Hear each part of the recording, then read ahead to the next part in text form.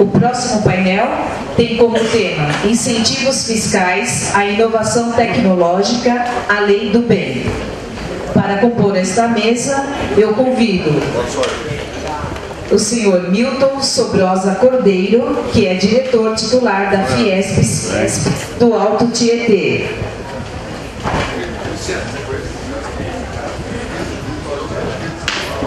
O senhor Roberto Mercado Litrão, da Cefla Advogados.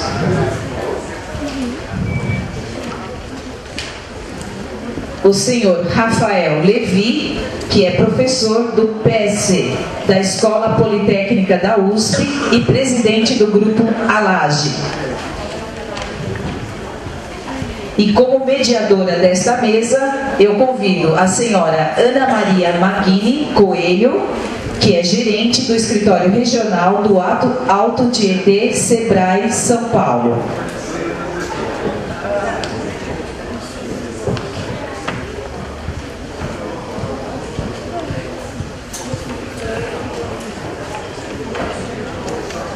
Bom dia. Bom dia de novo. Bom dia. Obrigada. Eu gosto que fala bom dia, né? Não ontem já. Queria primeiro agradecer a 3 debatedores que vão poder compartilhar um pouco com a gente essa experiência de como utilizar os incentivos, quais são esses incentivos que podem incentivar um novo caminho para o desenvolvimento do nosso país. Ontem, para quem esteve com a gente aqui ontem, a gente falou muito sobre a necessidade de utilizar processos de inovação como um caminho de transformação e de desenvolvimento de empresas. A gente vê que existem políticas pensando isso e a forma como as empresas podem acessar essas políticas, eu acho que é o principal desafio. A Lei do Bem, que a gente vai conhecer agora, está em discussão, inclusive, né, para a gente poder pensar na ampliação desse acesso de mais empresas à Lei do Bem.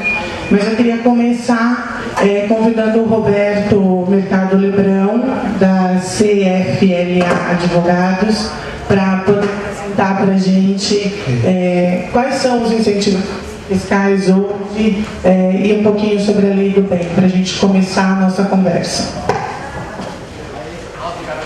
Bom, bom dia a todos.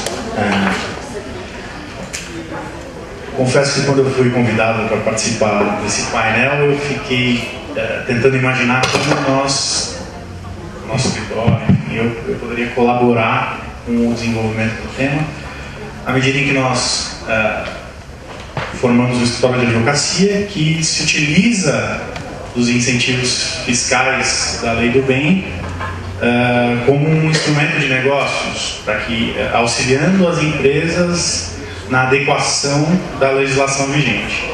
E achei muito interessante a composição, na medida em que, além dessa nossa vertente, que é uma vertente jurídica, o Sobrosa, na qualidade de empresário e presidente da Fiesp, poderia dar a sua visão acerca das dificuldades do empresariado na interpretação e na aplicação da legislação, e o Rafael uma vertente mais técnica, mostrando aí também os caminhos e as dificuldades para a implementação. Então eu acho que a ideia aqui do painel é bastante interessante para que a gente possa, de fato, tentar induzir vocês a pensarem em alguns caminhos e nas dificuldades da implementação da Lei do Bem. Com base nisso, eu preparei uma breve apresentação. A ideia aqui não é um aprofundamento técnico na legislação, eu acho que o sentido não é esse. Portanto, eu preparei uma breve apresentação para que eu possa, na qualidade de advogado, mostrar para vocês qual é, principalmente aqueles que nunca tiveram contato direto, qual é o caminho adotado pela legislação hoje, conhecida aí popularmente como Lei do Bem, para oferecer incentivos fiscais à inovação tecnológica. E aí, a partir dessa rápida apresentação, depois palestra dos demais palestrantes, a gente, a partir desses elementos, aí sim, gastar quase todo o tempo restante para que a gente possa debater de fato as dúvidas e dificuldades sobre a questão.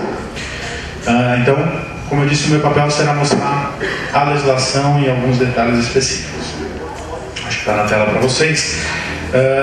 Basicamente, a Lei do Bem, conhecida como Lei do Bem, que primeiro foi conhecida como a MP do Bem, na medida em que ela era uma medida provisória, que depois foi convertida em lei, ela foi promulgada em meio a um momento de crise política e econômica do país, né, meados da década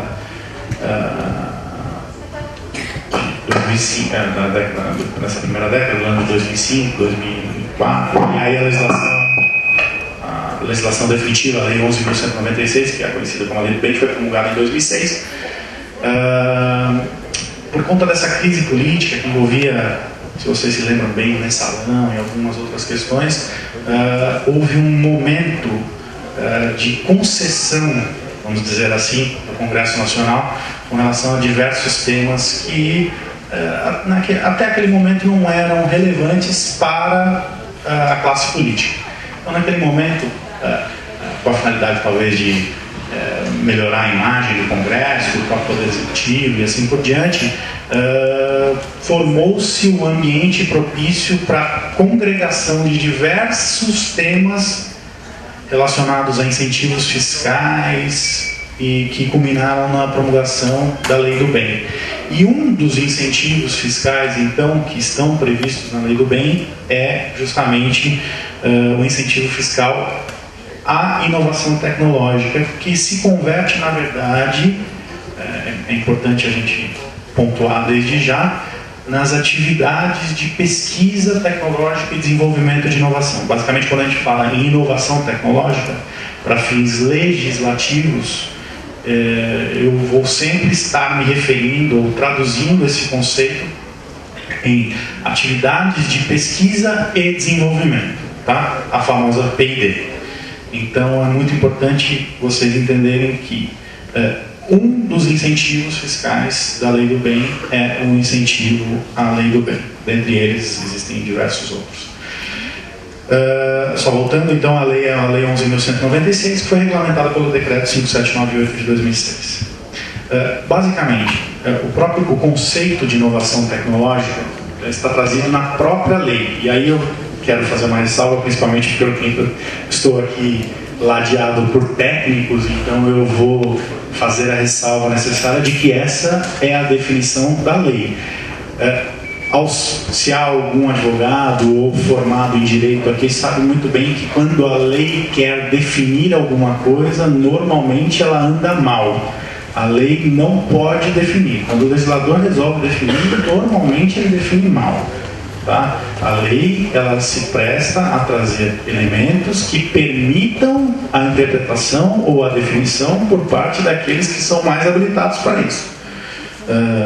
O Código, eu como advogado tributarista posso dizer para vocês, por exemplo, que o Código Tributário Nacional é recheado de conceitos e definições, todos eles ou errados ou que caíram em desuso ao longo do tempo por interpretações distintas.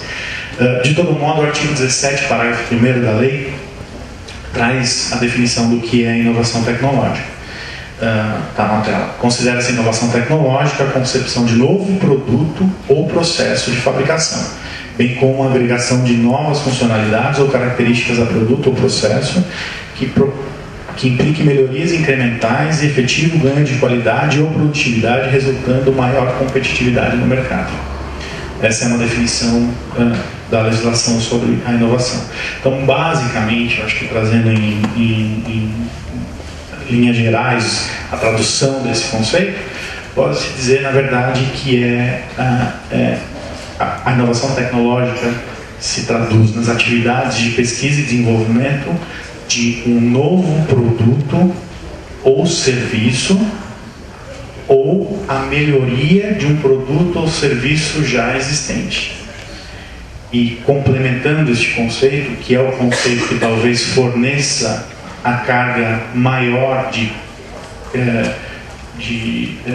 concretude a esse conceito é de que esta inovação no desenvolvimento de um novo produto ou melhoria de um produto ou serviço já existente é específica para a empresa, ou seja, não há necessidade de que esta inovação seja uma inovação mercadológica, ou seja, um novo produto jamais visto em nenhum lugar do mundo.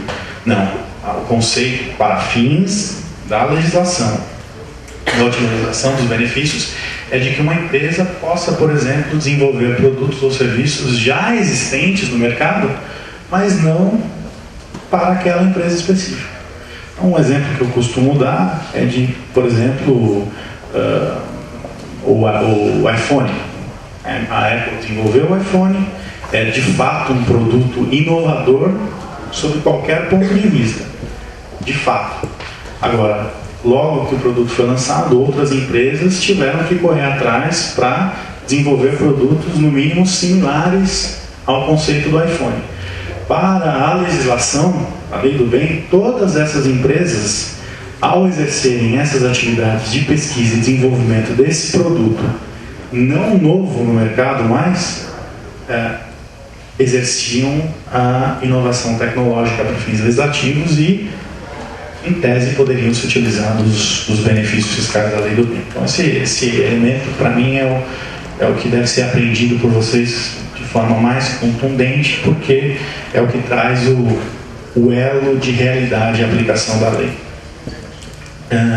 Eu não vou entrar muito na questão técnica, existem pessoas mais habilitadas até do que eu aqui na mesa para dizer tecnicamente o que é inovação ou não.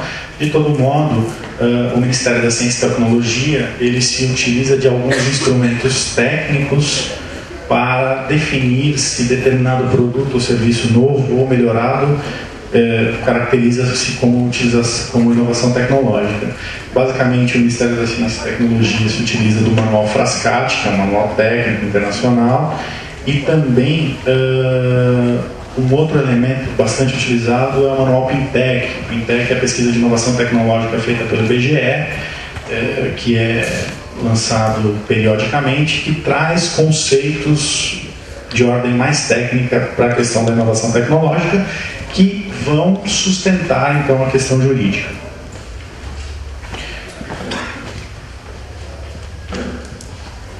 Bom, a tela não está pulando aqui. Passou.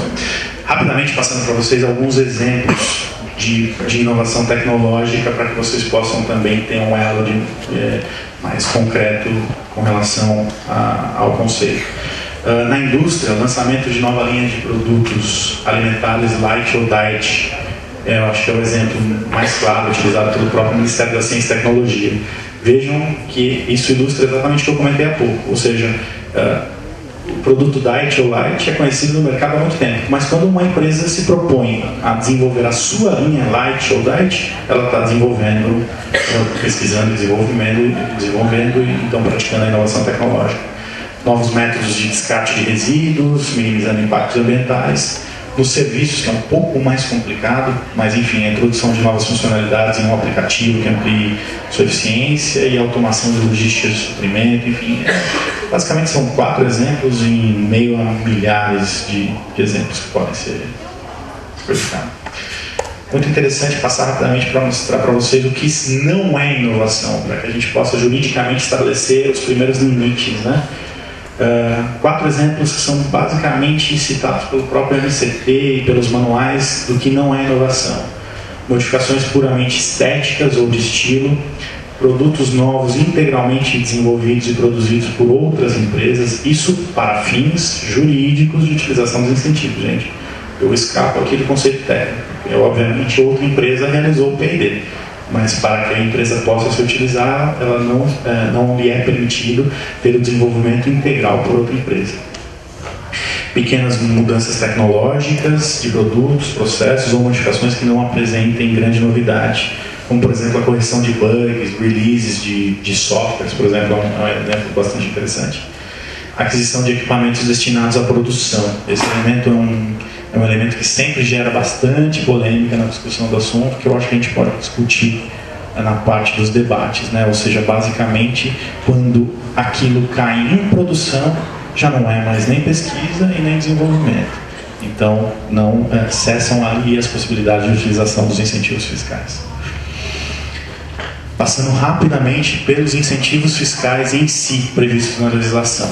O principal incentivo fiscal é a dedução dos dispêndios utilizados em pesquisa e desenvolvimento, da base de cálculo do imposto de renda da pessoa jurídica e da contribuição social sobre o lucro líquido.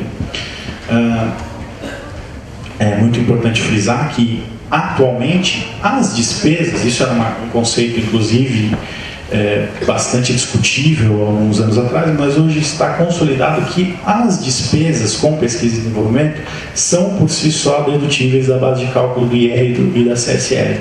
Porém, o que a legislação traz é um fator de multiplicação de 1,6, ou seja, se eu gastei R$1 milhão em pesquisa e desenvolvimento, deduzo esse valor da base de cálculo do imposto de renda da CSL, eu posso então usar mais 600 mil, 1,6 milhões no total, para deduzir da minha base de cálculo do imposto de renda da CSL. Esse 60%, esse fator, é aumentado em 5% no caso da empresa incrementar o número de pesquisadores. Tá? Desculpa, de 10% a 20%, perdão. Ela incrementando em 5% o número de pesquisadores de um ano para o ano anterior. Então, se ela tinha 10 pesquisadores, passou a ter 12, enfim, ela pode se utilizar de um multiplicador adicional de 10% a 20%, passando então até 80% dos dispêndios a mais. No caso de patentes ou cultivares concedidos ou registrados, a exclusão adicional passa a ser de 20%, ou seja, somados todos os índices, basicamente, se a empresa gasta 1 milhão, ela pode chegar a deduzir 2 milhões da base de cálculo do imposto de renda da CSL.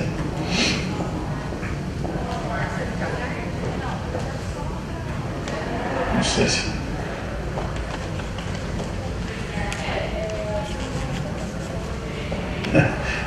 Não está funcionando? Quer passar manualmente aí? Pode pular. Isso.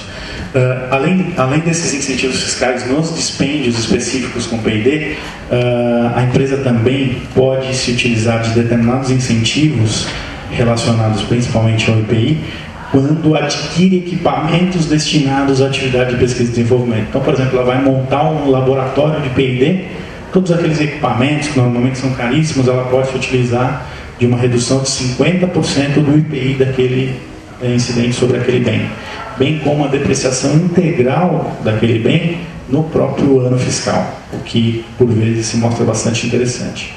Além disso, na aquisição de bens ocorre também a possibilidade de amortização acelerada na aquisição de bens intangíveis destinados à atividade de P&D. Mais um. Por fim, no caso de remessa de royalties, assistência técnica, científica ou serviços especializados, a empresa pode, e esse é uma questão específica porque tem um prazo específico, mas se creditar até 10% do imposto de renda nessa remessa de royalties e pagamentos específicos relacionados à B. Basicamente, gente, os incentivos fiscais se limitam a essas questões, mas o maior deles é aquele primeiro que eu passei mesmo, ou seja, o fator de multiplicação de 60% até 100% dos dispêndios realizados. A legislação prevê basicamente 5 requisitos para utilização. Eu vou falar requisitos para utilização, mas na verdade são requisitos previstos na legislação, não para utilização. Alguns deles posteriores, outros prévios. Primeiro, que a empresa seja tributada com base no lucro real. Esse tema, inclusive, é um tema bastante latente. Ontem saiu na imprensa, divulgado aí de maneira bastante efusiva, que finalmente um entendimento do nosso ministro da Ciência e Tecnologia atual, que ele manifestou logo que tomou posse no começo do ano, está em fase final de estudos e será objeto de um projeto de lei do Poder Executivo rápido para que as empresas que optem pelo lucro presumido, que respondem acho que por mais de 80% ou 90% da base da Receita Federal, possam também se utilizar da lei do bem. Mas hoje, de fato, só as empresas que optem pelo lucro real, que respondem por cerca de 10% das empresas, podem se utilizar dos incentivos fiscais previstos na lei do bem. Outro requisito é a regularidade fiscal. A empresa tem que estar quite com todas as suas obrigações fiscais. A lei é bastante genérica, não fala em obrigações fiscais federais, nem nada, nem as classifica. Então, nós, como advogados e naturalmente conservadores, entendemos que a regularidade é genérica, ou seja, perante a Caixa, perante a União, perante o INSS, FGTS e todos os órgãos federais e preferencialmente estaduais e municipais, mas preferencialmente federais. Um elemento que aí os técnicos ao meu lado podem ser mais específicos, mas evidências claras no âmbito técnico e aí sim contábil e financeiro. Essas evidências se classificam na ordem técnica como efetivamente a existência do PID e na parte contábil e financeira a adoção de alguns procedimentos bastante específicos. Na parte contábil, por exemplo, a abertura na contabilidade da empresa de uma conta contábil específica para aquele projeto, para que ele possa identificar todos os dispêndios com PID. Exclusões limitadas ao valor do lucro real na base do imposto de renda e da CSL, ou seja, a empresa não pode se utilizar de mais incentivos do que ela paga de imposto de renda. Evidentemente, ela não pode se creditar, ou seja, se ela tinha 100 mil reais de imposto a pagar e por um movimento qualquer de PID forte tenha conseguido uma dedução que abatesse 150 mil reais, a utilização se limita a 100 mil reais. E aí uma providência um pouco mais burocrática, que é a entrega do formulário ao Ministério da Ciência e Tecnologia até o dia 31 de julho do ano seguinte, a utilização, informando como se fosse uma declaração de imposto de renda, né, sob o ponto de vista técnico, todas as atividades com PID realizadas no anterior, os dispêndios, as contratações, qual foi o projeto, enfim, uma questão mais técnica. Aí é importante até passar para vocês que a gente comentava inclusive ali na sala antes de entrar, que é muito interessante que, independentemente das limitações da lei, e ela é bastante discutível, ela trouxe uma mudança de paradigma, porque até então a utilização de determinados incentivos fiscais que até existiam, não uma carga tão grande, mas até existiam, eles eram condicionados a uma prévia aprovação dos órgãos governamentais. E essa lei trouxe um conceito novo de homologação, ou seja, a utilização é feita automaticamente pela empresa, desde que ela preenche os requisitos, e cabe ao governo fazer a homologação dessa utilização posteriormente. Então, um dos instrumentos para isso é justamente este formulário entregue ao Ministério da Ciência e Tecnologia. Eu trago rapidamente um quadro sobre os obstáculos à inovação, que eu acho que ficam muito claros: os riscos econômicos, dificuldades de financiamento, custos elevados, falta de informações e fatores internos da empresa que, segundo a Fiesp, dificultam aí o fomento à inovação tecnológica. E aí basicamente a gente traz algumas soluções que são justamente o fomento e auxílio na criação de uma cultura empresarial. Rafael pode dizer melhor do que eu como desenvolver. O nosso papel como escritório de advocacia é simplesmente ordenar documentalmente as atividades que devem partir de dentro da empresa, a compreensão do conceito de inovação, planos, o gerenciamento efetivo de um projeto, o envolvimento de todas as áreas da empresa e efetivamente o enquadramento dos produtos e ou processos na legislação vigente.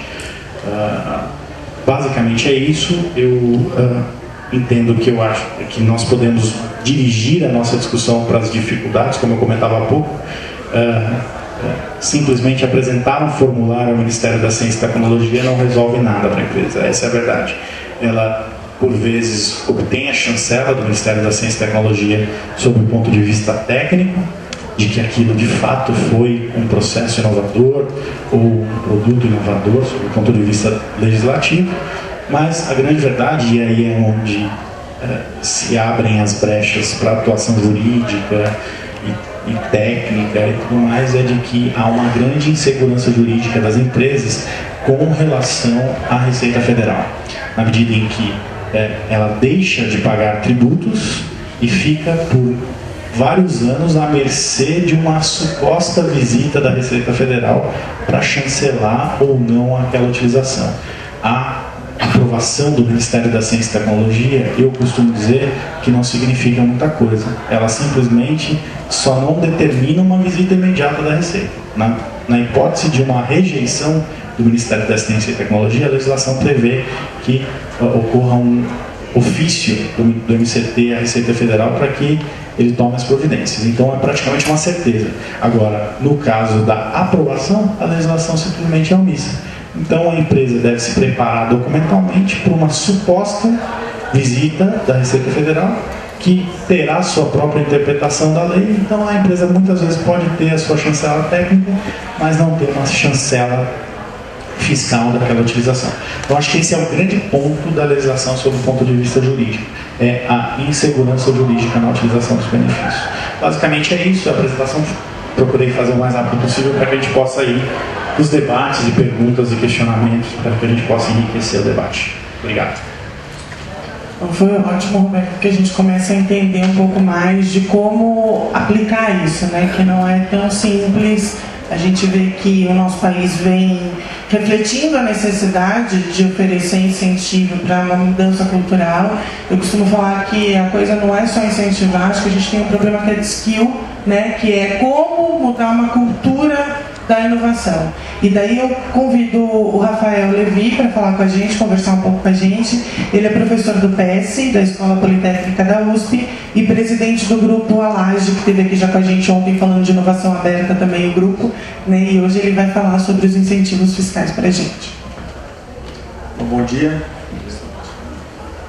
Eu coloquei só alguns dos slides da apresentação, tem alguns pontos que já foram tratados aqui sobre os incentivos propriamente ditos da lei, mas eu queria tratar dois pontos principais, principalmente onde que o incentivo da lei do bem se encaixa dentro das políticas públicas de inovação e de um olhar, do ponto de vista técnico, como ver os projetos executados, as atividades executadas dentro da empresa, se podem ou não usufruir do incentivo fiscal da lei do bem. Tá? Eu vou, só para esclarecer um pouco para a plateia, desde 2004, tá? Com a lei de inovação, a gente teve várias mudanças nos programas públicos de incentivo à inovação. A tendência foi tentar mudar a orientação das políticas públicas, de ser menos voltada só para a ciência e tecnologia, que é sendo executada nas universidades, institutos de pesquisa, o desenvolvimento de ciência, mas também do desenvolvimento de inovação. Então, o setor empresarial representa um papel fundamental, porque a inovação é ciência e tecnologia levada para o mercado. Se você não tem a empresa para levar uma tecnologia para o mercado, você não tem a inovação acontecendo de fato. Então, a partir de 2004, você passa a ter uma orientação maior das políticas públicas para as empresas. E a lei do bem vem logo na sequência, em 2005, trazendo os incentivos fiscais que a gente já falou aqui. Tá? E a partir daí eu cito alguns dos programas que a gente tem hoje, não de incentivos fiscais, mas a gente chama de fomento para pesquisa, desenvolvimento e inovação. Tá? Tá. Aqui, essa é uma classificação que a gente costuma fazer das linhas mestras do Sistema Nacional de Inovação, que é basicamente o que está por trás, a linha orientadora de cada um dos tipos de programa que a gente tem hoje de fomento. E a lei do bem vai entrar dentro do que a gente chama de incentivar a contratação de pesquisadores pelas empresas e a realização de projetos de pesquisa e desenvolvimento nas empresas. Está na terceira e na quarta linha desses programas. A gente tem hoje outros programas para fomentar a pesquisa em institutos de pesquisa e universidades, também para fomentar a parceria universidade e empresa, e a lei do bem vai estar mais voltada para o que a gente chama de fomento ao P&D dentro das empresas. Tá? A gente tem hoje uma realidade no Brasil que a grande parte dos pesquisadores, dos cientistas, trabalham na universidade. enquanto que na maior parte dos países desenvolvidos essa proporção é inversa. Esses pesquisadores trabalham nas empresas. Dado que a gente tem pouco histórico de P&D empresarial no Brasil, o incentivo do governo é para realmente fomentar essa atividade. A Lei do Bem vem nessa direção. Tá? Aqui eu tento só relembrar as 4 principais modalidades de apoio que o governo dá no que a gente chama de Sistema Nacional de Inovação. Tá? Então, dos tipos de apoio que a gente tem hoje, a gente tem recursos que a gente chama de não reembolsáveis, né? Ou os recursos a fundo perdido, de governo dá dinheiro para as empresas fazerem atividades de...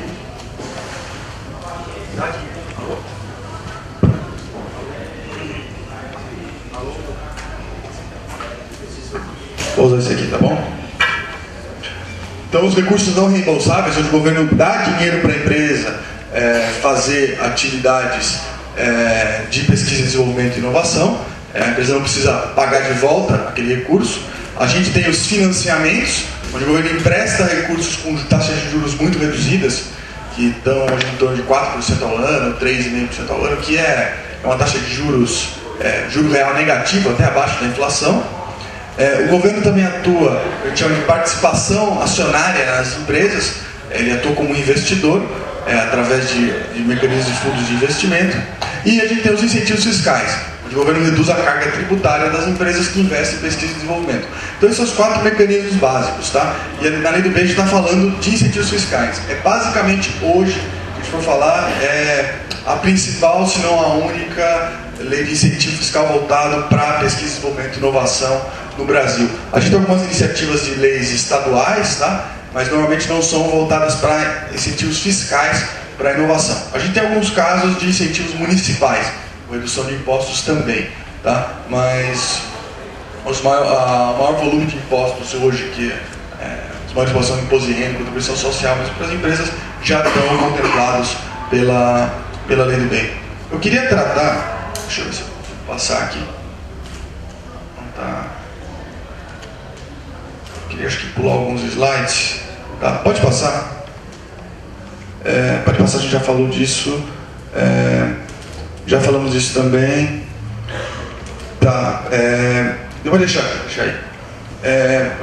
A gente viu aqui a definição do que a lei entende como inovação tecnológica, tá? Que é desenvolvimento de novo produto ou processo, ou melhoria de um produto ou processo existente. Essa é como a lei define inovação tecnológica em geral. Porém, se você vai lá ler o texto da lei, ela vai falar que os incentivos não são para qualquer atividade de inovação tecnológica, mas para a atividade do que a lei chama de pesquisa tecnológica e desenvolvimento de inovação tecnológica.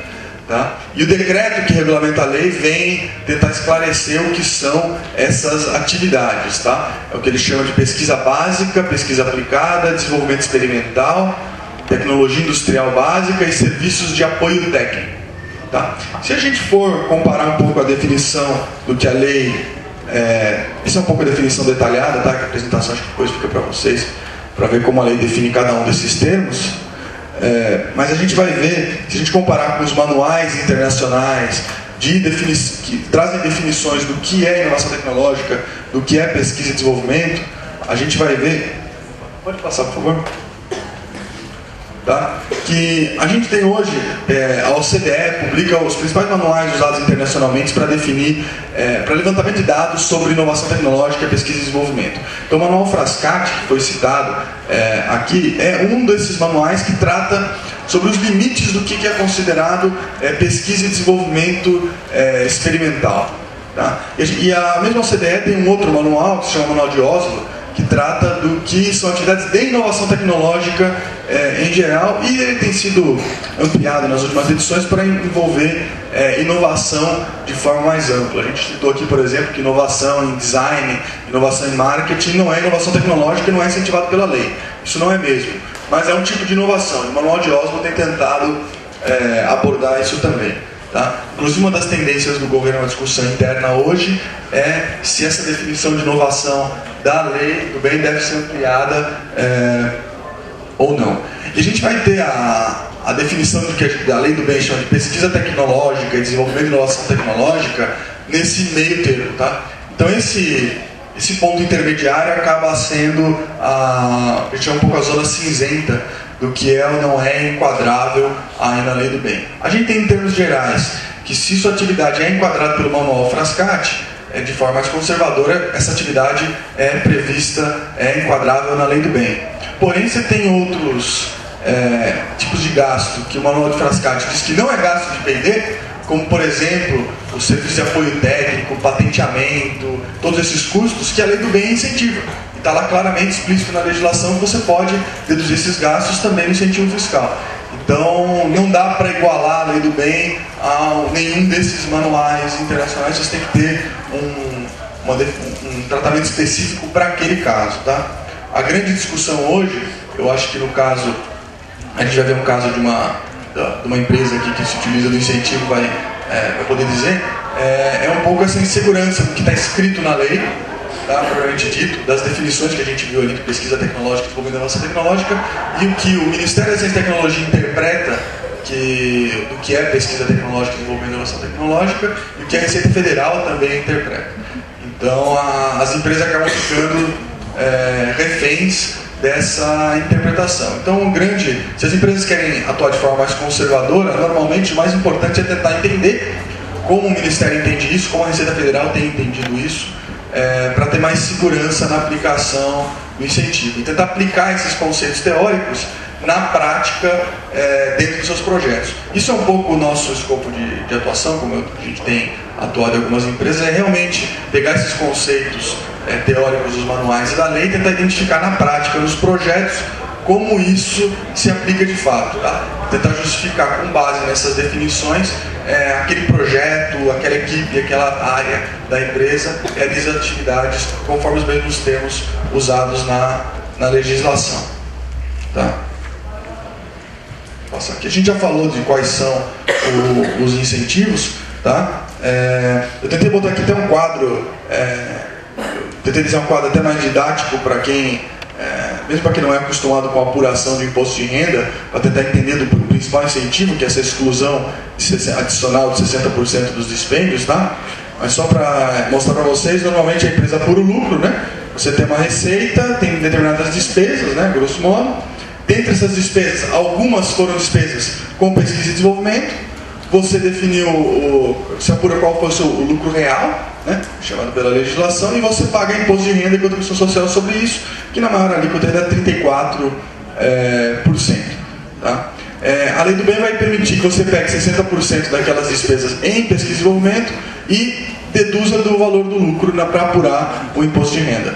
Então isso vai te dar basicamente, a conta de grosso modo, 20% de recuperação do custo do despesa que você teve com pesquisa e desenvolvimento. Então, se você gastou lá 1 milhão, se você passar a aplicar a lei do bem, você vai economizar 200 mil em imposto.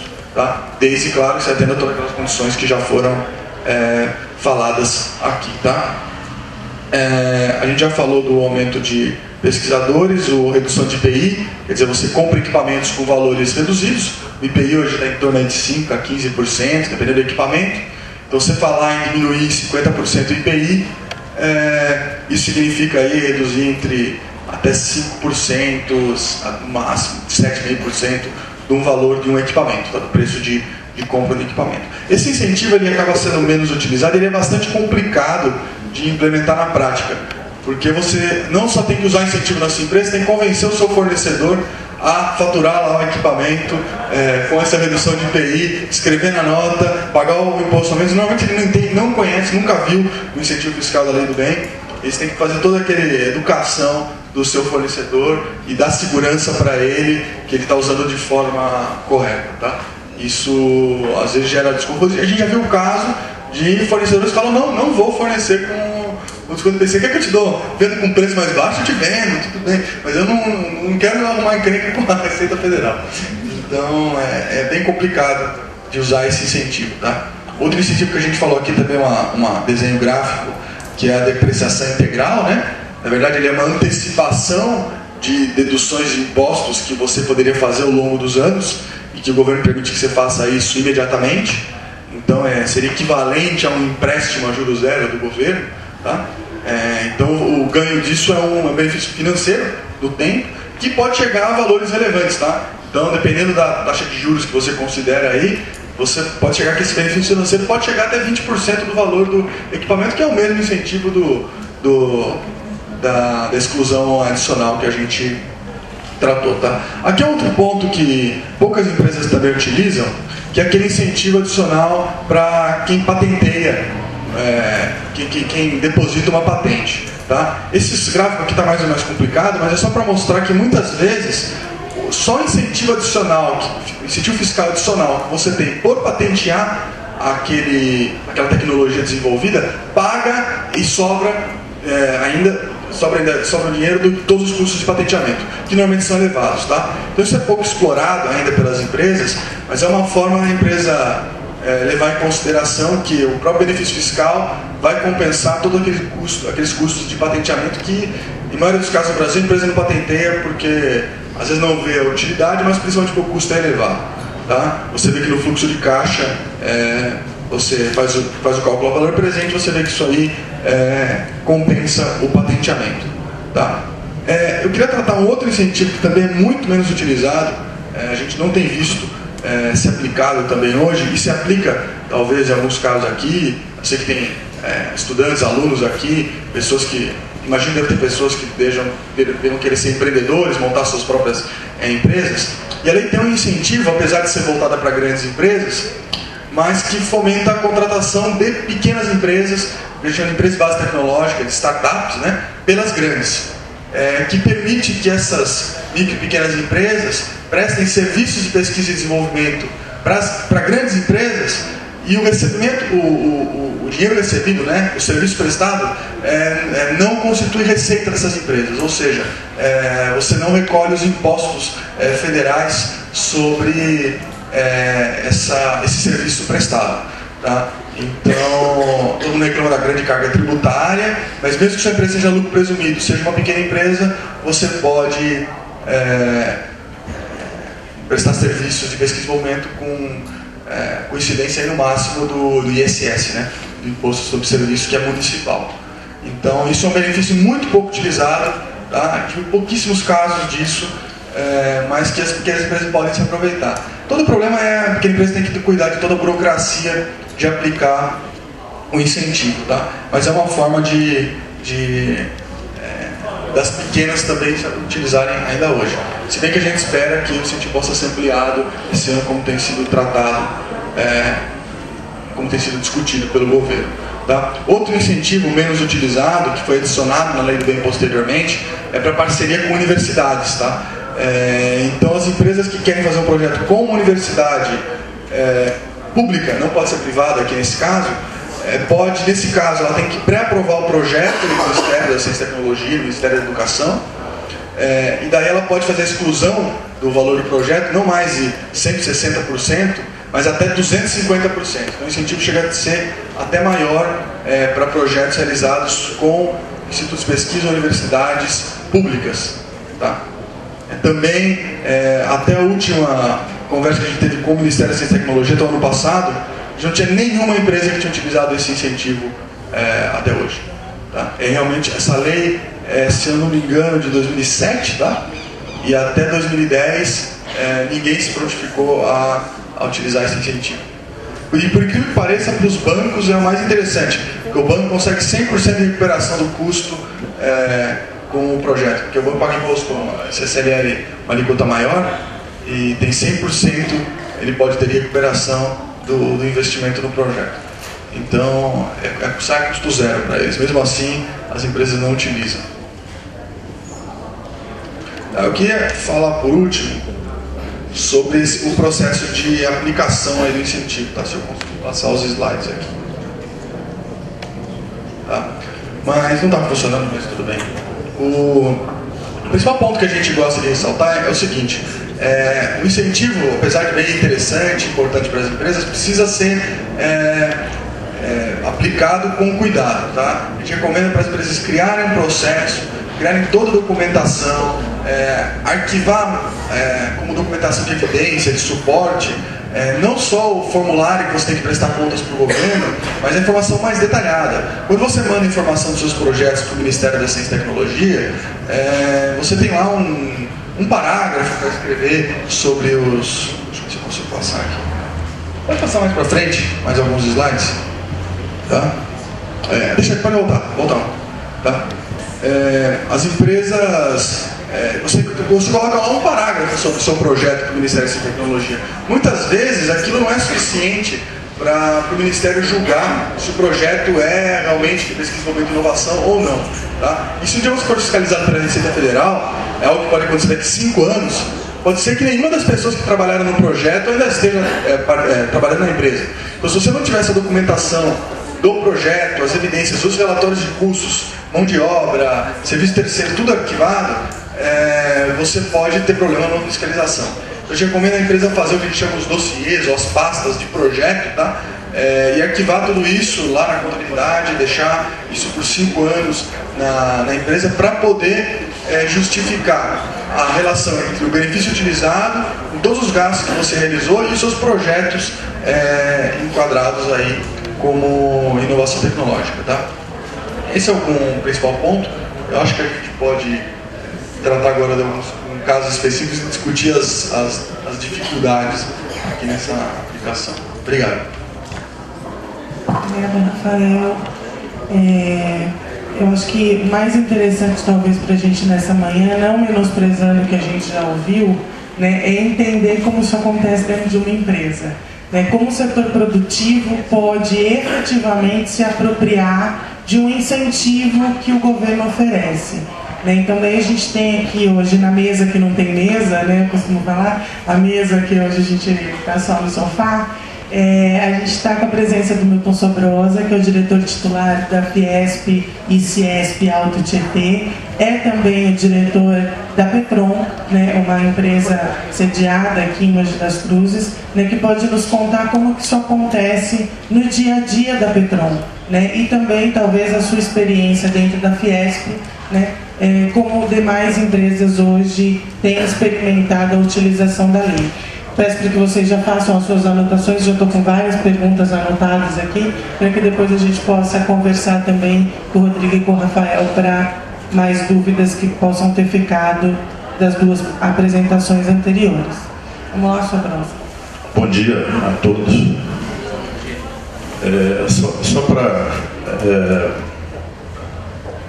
a primeira colocação com relação à pesquisa, desenvolvimento e inovação, a gente enxerga a inovação numa divisão em 3 áreas específicas dentro do ponto de vista prático. Uma é a operacionalização da inovação, só para contextualizar e a gente chegar no ponto aqui da lei do bem. A operacionalização seria como fazer pesquisa e desenvolvimento, que é uma coisa que a gente não conhece muito bem, ou de uma maneira geral, as indústrias não têm um conhecimento muito grande. A segunda divisão seria incentivos financeiros à inovação, que foi o que foi colocado aqui pelo Levi, em relação a fundo perdido, uma série de incentivos financeiros à inovação, e que o que a gente verifica com relação a isso é só uma análise rápida, a dificuldade de acesso. A indústria tem dificuldade de acesso a esses incentivos. Esses incentivos são pré-definidos, ou seja, é feita uma seleção, uma avaliação de áreas específicas que vão receber incentivo e é feita uma publicação, e tem todo um trâmite, que eu não vou entrar nesse meio para poder discutir. Então, isso também é toda uma burocracia, um prazo extremamente curto, uma exigência muito grande de documentos, uma série de coisas para você ter acesso a determinados incentivos. Então, ou você tem uma área que acompanha isso diuturnamente, para na hora que ele aparecer, você imediatamente se qualificar. Esses incentivos, o que a gente verifica é que a academia lança mão deles porque é um grande fundo para incentivar a inovação, a pesquisa e desenvolvimento dentro das universidades. As indústrias, não têm áreas específicas para isso, porque isso também requer custos para poder avaliar, e isso é uma das coisas que nós estamos tratando dentro da Fiesp e Ciesp, criar tipo um banco de facilidades com relação a publicações, a editais, a esse acesso ao incentivo financeiro. E a terceira divisão é essa que nós estamos comentando, o incentivo fiscal à inovação, ou seja, você já passando pela primeira etapa, que é a operacionalização, ou querendo adentrar nessa etapa, você pode ter algum benefício por conta dos gastos que você vai ter. Eu nem entrei no mérito do incentivo financeiro à pesquisa. O que a gente procura fazer? Aí a experiência prática. Então, é muito assim, na prática, o que nós verificamos? A Petrom, há 1 ano e meio atrás que nós começamos, há 1 ano e meio que nós começamos a estudar o requerimento desse benefício. E a gente se deparou com uma dificuldade muito grande da interpretação da lei à realidade. Esse foi o primeiro ponto que a gente teve dificuldade, e por conta disso nós recorremos a um advogado especialista, que é o escritório do Lebron, que nos auxiliou nessa definição. O que realmente a gente pode requerer para ter um incentivo, que o risco é maior, ou seja, tem riscos maiores e riscos menores.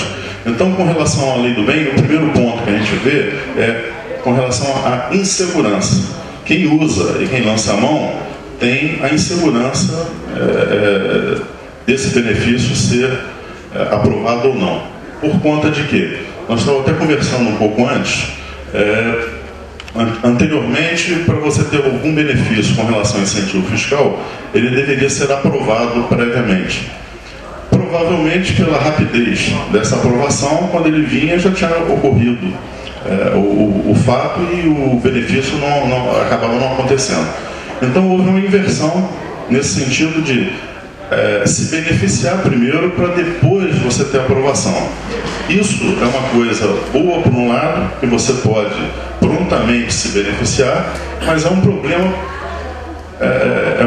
da insegurança dessa confirmação a posteriori, porque você depende de uma aprovação, primeiro, do Ministério da Ciência e Tecnologia, conforme foi dito. Você tem que mandar um documento, isso não é problema, até 6 meses do ano seguinte que você se beneficiou. Mas a aprovação do Ministério da Ciência e Tecnologia, vamos dizer, em linhas gerais não quer dizer nada, porque eles aprovam, é só um documento que não tem nenhuma garantia definitiva da aprovação, e você fica submetido depois a uma interpretação dessa mesma lei perante a Receita Federal, que é vamos dizer, o órgão final que define se vale ou não vale a apropriação que você lançou na sua contabilidade daquele benefício. Então, quem utiliza dessa lei do bem em relação a crédito ou benefício fiscal, fica à mercê de, pelo menos 5 anos depois da declaração, de receber a visita da Receita Federal e glosar aquela conta, aquele benefício que você teve, e você fica simplesmente tendo que pagar o FIS com correção monetária, com juros, e ainda por cima fica em débito para com o governo. Então, isso é a prática que a gente vê, na prática, como é que a coisa funciona. O que nós achamos que deveria acontecer? Ou o Ministério da Ciência e Tecnologia deveria ter a propriedade em aprovar ela não ser mais glosada pela Receita Federal, ou vice-versa. E o melhor de tudo, até para ter uma confiança total, é você se beneficiar depois da aprovação. Mas devido à lentidão do governo, isso nunca, ou possivelmente vai demorar muito para acontecer. Foi a razão da mudança da lei para a lei do bem atual, de se beneficiar antes da aprovação, porque nunca chegava no tempo devido. Então, essa é a nossa crítica. A gente tem um problema de insegurança muito grande. Nós, na Petrom, lançamos mão, usamos o benefício, e dentro do que está enquadrado na lei, porque é o segundo ponto que a gente critica. existe critérios definidos na lei que não tem uma abrangência total sobre todas as despesas, ou pelo menos a maior parte das despesas que se lança a mão com pesquisa e desenvolvimento. Então, a lei ela é restrita, limitada e insegura. Essa é a nossa posição em relação à lei do bem. Nós nos beneficiamos, é um valor, eu não digo que é significativo, em termos da formatação do que é previsto, equivale a um benefício de 20% em relação aos gastos, aos dispêndios que nós tivemos com pesquisa e desenvolvimento. Isso tudo depois de ter analisado com bastante carinho, com critério, junto com o escritório de advocacia, que nos assessorou, porque sozinhos nós não conseguiríamos interpretar e verificar o grau de risco em lançar mão de cada item daquele benefício. Então, é bem direto e reto com relação à utilização da lei do bem. Se me perguntasse, você recomendaria a outras empresas utilizar a lei do bem? Eu diria bem claramente que não. Essa é a posição da... Desculpa ser bem claro, direto, mas infelizmente o que acaba acontecendo, eu ouvi falar e ouço falar bastante, o empresário brasileiro tem que mudar a sua maneira de agir. A gente muda à medida que você tem benefícios que são palpáveis, que são atingíveis, né? A gente não tem nenhum... O benefício de financiamento ele é sempre difícil, burocrático e definido para determinadas áreas. Uma das críticas que a gente tem com relação a isso, de repente deveria ter uma coisa mais abrangente. E o principal de tudo é que a gente vê que a gente está com o tempo passando e a gente não está aproveitando dele. A gente tem um país que tem um crescimento fantástico, a gente é a 7ª economia do mundo, a gente é escravo da tecnologia dos países do primeiro mundo. E a única saída que tem para nós é apostarmos em pesquisa, desenvolvimento e inovação. Mas tem que ter coisas consistentes que sejam aplicáveis. O conhecimento está dentro da universidade. As indústrias, as empresas, elas visam lucro. Eu tinha comentado isso até anteriormente. A dificuldade muito grande que existe é a ponte entre o saber e o lucro. Quem consegue fazer essa ponte acontecer tem um benefício enorme em termos de competitividade, em termos de perenidade.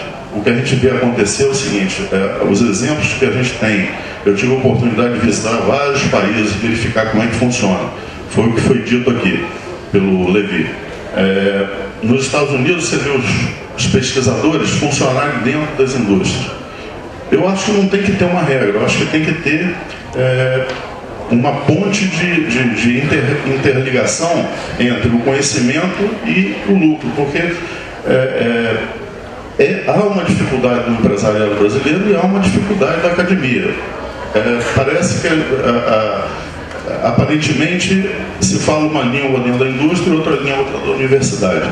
A dificuldade dessa interpretação, dessa sinergia é que leva a gente a ficar nessa defasagem tecnológica que a gente se encontra. E a gente precisa mais do que nunca de coisas, a gente está até levando em consideração essa parte de inovação dentro da Fiesp do SESC, é a bandeira nossa desse ano. Nós estamos lançando até um programa junto com a TV Diário e Sebrae, que chama Na Prática, que é basicamente, nós estamos conversando aqui, é uma conversa aberta, onde o que nós podemos fazer para que isso aconteça. Então é sair daquela coisa burocrática de tecnicista e fazer as coisas de uma maneira mais simples e que possa trazer resultados para o país nosso. Às vezes a gente se prende em pequenos detalhes, foi um outro ponto que a gente estava conversando, até com o pessoal da Receita Federal lá na Fiesp. A dificuldade, por exemplo, um gerente de uma fábrica, como é que pode provar que ele gastou 10% do tempo dele com tecnologia? Para o pessoal da Receita Federal, você tem que bater ponto na hora que entra num escritório ou num laboratório de tecnologia e bater ponto na hora que sai. Não vale um documento, não, o documento tem que ser comprovado. Então, a procura de coisas que são muito pequenas, perto de uma coisa grande, que é a inovação, que são os benefícios que a inovação traz para o país, a gente tinha que fechar o olho até para determinadas coisas, em detrimento de uma coisa muito maior que é o nosso desenvolvimento. Essa é a nossa visão que a gente expressa com relação à lei do bem e com relação à inovação. Muito obrigado. Na verdade, acho que não é nem fechar o olho, né, Sobroso? Acho que a gente precisa criar novos paradigmas. A gente precisa criar uma nova forma de aplicar isso dentro das empresas. Então, acho que ouvir o setor produtivo é a grande sacada de você conseguir implementar incentivos. Não adianta a gente criar incentivos que são de gabinete. Então, essa é a minha primeira pergunta para vocês dois, talvez. A lei do bem é uma lei de gaveta? Ou é uma lei que pode ser aplicada na maior quantidade de empresas? Eu acho que o depoimento de Sobroso é autoexplicativo. Essa é a visão do empresário. E olha que, conhecendo ele pessoalmente, ele é um entusiasta da inovação. Então vocês podem imaginar qual é aí o entendimento do empresário médio, vamos dizer assim, aquele que, como o Sobroso falou, visa o lucro, procura evitar problemas com os órgãos governamentais e tudo mais. Então, nessa linha, o meu entendimento é de que a legislação, mas isso também não é só em virtude da legislação.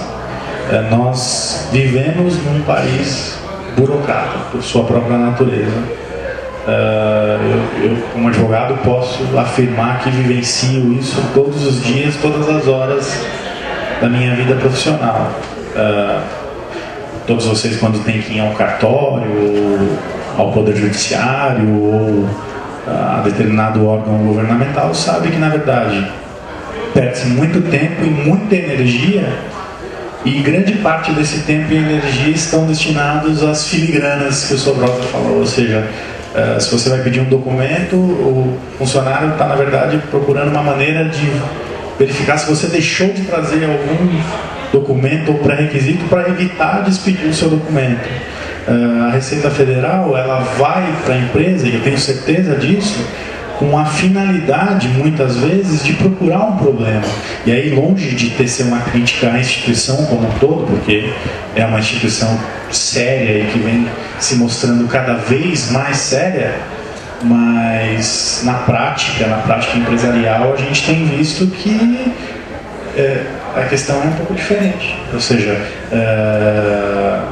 permite, por exemplo, essa subjetividade, permite achaques, por exemplo, enfim, situações em que o empresário está correndo, ele não quer, ele foge daquilo.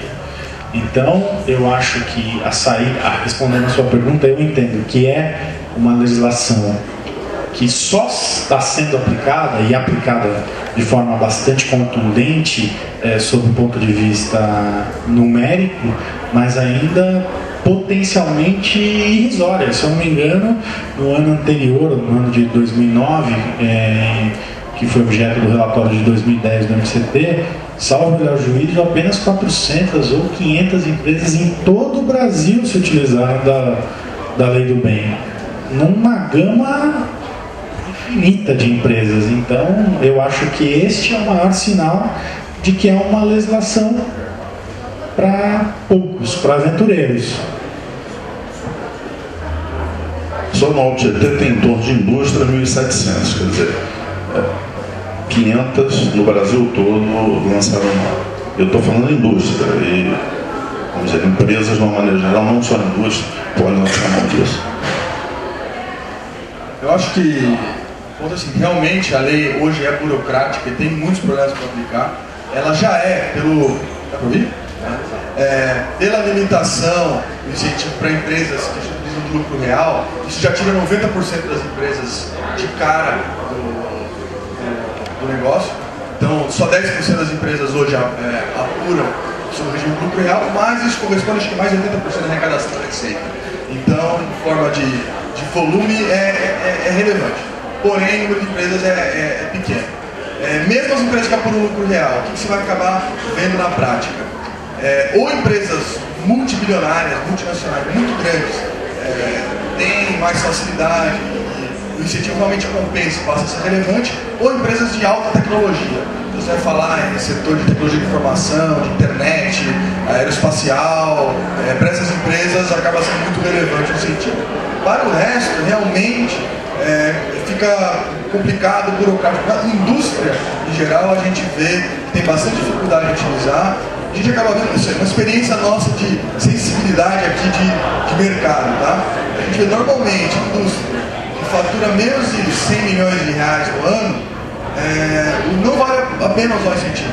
O custo de você implementar o incentivo fiscal não vai compensar o incentivo a aproveitar. Então você tem que ser empresa que fatura mais do que isso.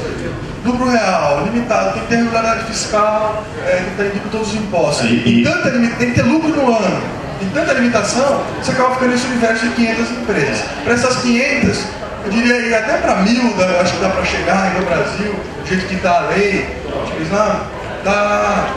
funciona o mecanismo. Para todo o resto, é um grupo realmente de... E olha que é importante destacar, só complementando, que isso a gente costuma sempre dizer, que o Brasil nos últimos anos tem fomentado a legislação de incentivo fiscal. Então, é muito curioso verificar e comparar, por exemplo, a Lei do Bem às outras leis de incentivo mais populares, como, por exemplo, a Lei de Incentivo à Cultura, a Lei Rouanet, e a Lei de Incentivo ao Esporte, que, por si só, oferecem benefícios de conversão, veja bem, conversão do valor, ou de parte do valor que você teria a pagar de imposto de renda para o governo, você dar uma outra destinação a um percentual disso, ou para um projeto cultural, ou enfim, um projeto esportivo e tudo mais.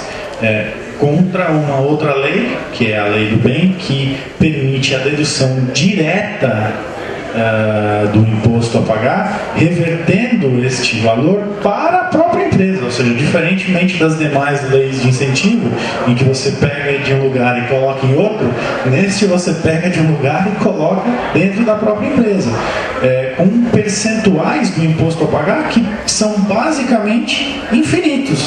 Eles estão limitados ao valor a pagar do imposto de renda essencial, contra leis, por exemplo, Rouanet, 6%, incentivo ao esporte 1%, enfim, ou seja, é uma lei bastante atraente sob o ponto de vista financeiro, mas que, em virtude destes entraves que nós estamos discutindo aqui e que geram, não só por eles, mas pela própria cultura burocrática brasileira, uma insegurança jurídica que praticamente inviabiliza a utilização do benefício em massa, que no fundo é a ideia do governo, ou seja, como uma política pública de inovação disseminada, como o Sobrosa falou, ou seja, são 1.700 empresas só no Alto Tietê.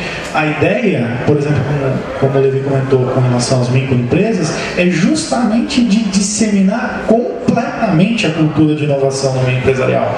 Não para as empresas que apuram grandes lucros ou que têm grandes centros de pesquisa e desenvolvimento. Esses, por si só, de alguma forma, imagino eu, desenvolvam a pesquisa, façam pesquisa e desenvolvimento, independentemente de incentivos fiscais. E a ideia da legislação é justamente a oposta, é ao contrário, ou seja, permitir que empresas que não tenham esta política, que não tenham essa estrutura, possam fomentar essa atividade. Mas, em virtude desses entraves, a questão acaba se complicando. Mas só um ponto, a questão da burocracia, né? O 19A, o artigo 19A da Lei do Bem, que foi adicionado depois, na época foi chamada Lei Rouanet da Pesquisa, que é um procedimento semelhante ao da Lei Rouanet da Cultura. Você tem que ir lá pré-aprovar o projeto, sai lá a portaria autorizando o projeto. O fato depois de 3, 4 anos, ninguém usou. Então, no fundo, as empresas acharam mais burocrático do que o procedimento da Lei do Bem de ser auto-aplicável. O fato de ser auto-aplicável, que a gente comentou aqui, a gente viu algumas empresas, a gente conhece várias empresas que utilizam para tentar dar uma segurança maior nos incentivos, principalmente a primeira vez que elas estão aplicando.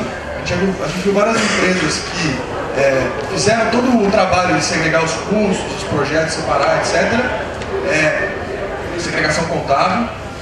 No pagamento de imposto lá em janeiro, referente ao fechamento do ano anterior, pagaram imposto integral, como se não estivesse utilizando E deixaram, esperaram até dezembro, saiu o relatório do Ministério da Ciência e Tecnologia, dando um ok do Ministério, pelo menos, para a empresa, para compensar o imposto devido.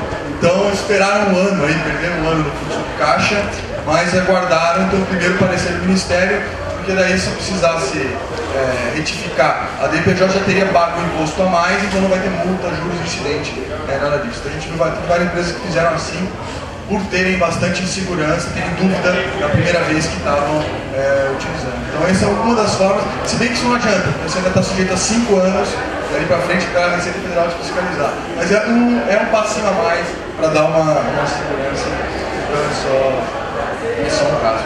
Mas eu concordo que hoje tem os programas públicos, você tem bastante dificuldade de saber tudo que está existente na política pública de inovação, mapear, saber quando lança os editais. Quando lança os editais, você tem um mês lá para preparar, né? Normalmente não tem, você não está com equipe só para isso, não consegue, mas a gente tem visto que o governo tem tentado flexibilizar e melhorar isso com o passar do tempo. Né? E a gente espera que a lei seja ampliada aí pelas empresas como a gente quer. Só complementando, com relação à aprovação, uma questão que deixaria mais à vontade as indústrias, quem se beneficiasse da lei do bem, seria, eu acho que a discussão entre duas aprovações dentro do governo, se pelo menos o Ministério da Ciência e Tecnologia, que é mais apropriado para poder aprovar, porque está usando caráter técnico e a gente tem uma facilidade muito grande de consultar e receber resposta em relação, quer dizer, não necessariamente a posteriori aquela resposta que nós recebemos vai ser consolidada, mas dá uma garantia bem maior. Eu acho que tinha que ter uma única aprovação. Isso aumentaria significativamente o número de adeptos, reduziria a insegurança e seria um mecanismo interessante para que as indústrias se posicionassem em relação ao utilizar desse benefício. Queria saber se na plateia a gente tem alguma pergunta?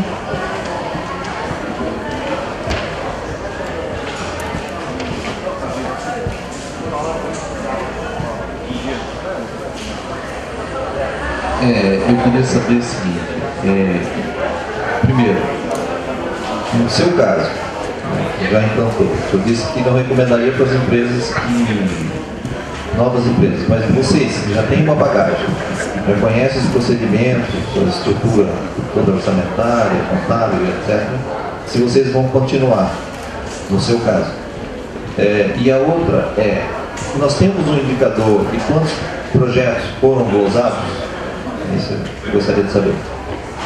Bom, no caso da gente, como a gente entrou, como o Lebrão disse, nós somos entusiastas em termos de pesquisa, desenvolvimento e inovação. E a gente se assegurou de, vamos dizer, praticamente um nível de risco de menos de 10% em relação às utilizações. Então, a gente achou que poderia juridicamente estar respaldado, e a gente tem o que foi feito, e que foi colocado até pelo Levi também, a contabilização, a gente tem um book separado, onde toda essa contabilidade é feita, quer dizer, um custo ainda adicional dentro da empresa, uma contabilização à parte, para a qualquer momento, quer dizer, pelo menos 5 anos nós temos que guardar esse documento. No caso de haver alguma discussão em relação à utilização desse benefício, nós vamos ter que entrar na discussão jurídica. Então a gente tem hoje uma avaliação bastante boa, clara, de que a possibilidade de perda é bastante pequena no caso de ter alguma discussão em relação. Então, por conta disso, mas a gente teve que andar bastante até chegar àquilo. Então, eu digo o seguinte, hoje que nós já andamos e já trilhamos, já selecionamos, eu não voltaria atrás, mas se eu tivesse que começar de novo, eu não começaria.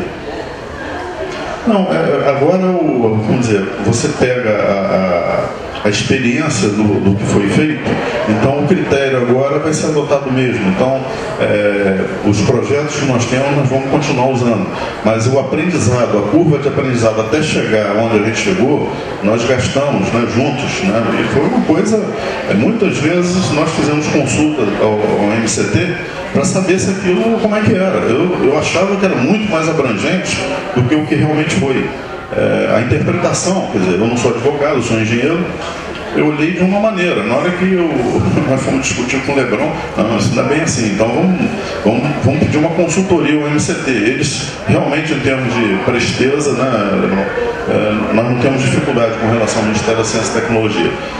Mas é o que a gente disse, mesmo tendo essa dúvida respondida, mais adiante pode outra pessoa do Ministério da Ciência e Tecnologia, na hora que recebe um documento escrito, não é bem assim, glosa. Então, esse é a principal crítica que nós temos à utilização. Agora, eu digo assim, eu não recomendaria, porque nós vimos a dificuldade até chegar onde a gente chegou. Então, tem um custo que você tem que absorver, você tem que envolver todas as áreas da empresa, você tem que ter vontade de estar fazendo aquilo. Então, é a área de contábil, a área financeira, são diretorias diferentes, são pessoas diferentes. Então, tem o respaldo jurídico de fora, tem reuniões, acho que a gente teve umas 8, 10 reuniões. Quer dizer, o pessoal vem às vezes de São Paulo, a gente tem que ir para São Paulo, às vezes lá em Mogi, porque o escritório é em Mogi, mas às vezes as pessoas que auxiliam nas definições não estão em Mogi, estão em São Paulo. Então, todo esse arcabouço de dificuldade. Agora, o escritório do Lebron tem experiência nisso, nós trabalhamos juntos, ele trabalhava com outras empresas, então a recomendação dele, de alguma empresa que tem esse entusiasmo de querer investir ou ter algum benefício com relação a isso, né, nesse entusiasmo eu acho que vale a pena. Agora ela tem que saber o risco que ela está correndo, mesmo com toda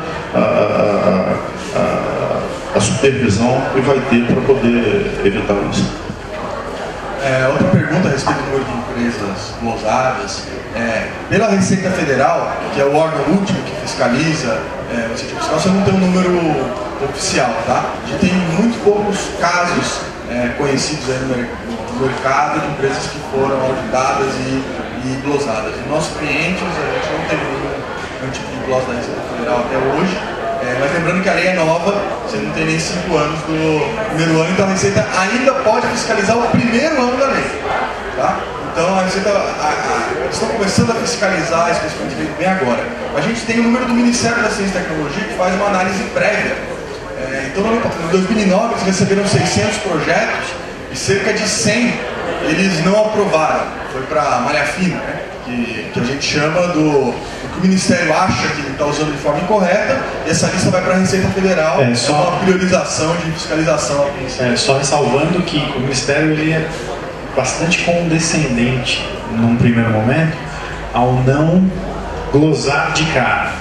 Ou seja, ele separa um número X de projetos que ele entende que estão naquele momento inconsistentes e permite à empresa a possibilidade de consistir este projeto documentalmente, ou seja, preste mais informações para mim porque eu não estou convencido de que este projeto se caracteriza nos incentivos da Lei do Bem. E aí sim, depois dessa fase se chega a esse percentual aí de 18, 20% de empresas que vão para o anexo 2 da Receita, que a gente não tem inclusive maiores informações na medida em que no relatório do MCT as empresas aprovadas elas são carimbadas nominalmente, ou seja, você sabe, por exemplo, que a empresa a Valtra se utiliza, na região aqui a Valtra se utiliza, outras empresas da região, porque é pública a informação.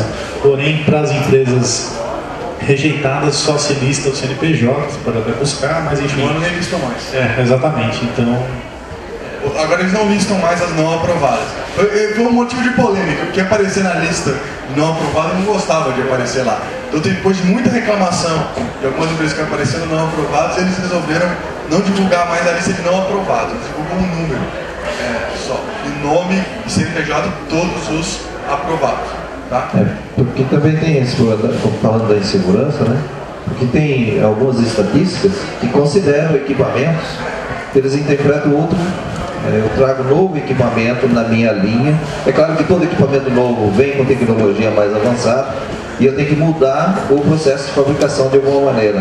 Então tem muitas empresas que consideram, embora tenha dito que equipamento não necessariamente é inovação tecnológica, e muitas que consideram.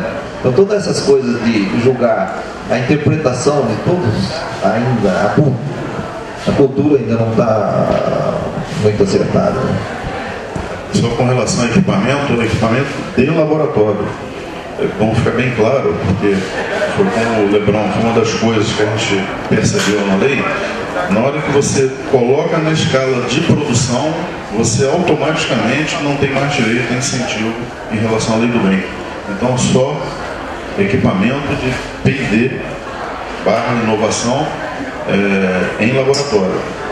É que tem algumas empresas que estão comprando equipamentos que é a primeira vez, é o primeiro equipamento e que vai mudar o seu processo produtivo. E aí tem algumas que consideram que isso inclusive entra na própria estatística. Ela é computada e colocada acho que na RAIS, etc., e que entra como investimento em inovação, pesquisa e inovação, porque realmente mudar o processo produtivo e aprimorar e ganhar qualidade, produtividade, é claro que ganha. E a primeira vez que eles colocam, eles estão colocando como pesquisa, inovação. Deixar bem claro, a gente tem uma série de modificações de processos dentro da indústria, mas equipamento industrial não tem direito a nenhum benefício. Essa foi uma grande discussão, porque na interpretação do texto da lei, da definição de inovação tecnológica, você pode chegar nessa conclusão, principalmente se colocar um equipamento novo gera risco tecnológico. Mas hoje o Ministério da Tecnologia são muito claros e incisivos em dizer que se o equipamento vai para a produção, você não pode usar incentivo. Tá? A gente viu sim empresas que acham que a interpretação do Ministério, da equipe que está lá hoje, é incorreta e querem ir para a briga com a Receita Federal, mas daí é uma baita de uma insegurança e se a empresa quiser assumir o risco, entendeu? Mas hoje é bem clara essa posição do Ministério que se o equipamento vai para a linha de produção depois, ele não pode usar incentivo, com algumas exceções de testes pilotos que não são em escala, depois operam a produção. Só para a pergunta que o senhor estava guardando? Não? A gente está aqui também à disposição, né? Eu quero agradecer mais uma vez ao Rafael, Rodrigo, Sobrosa, pela apresentação.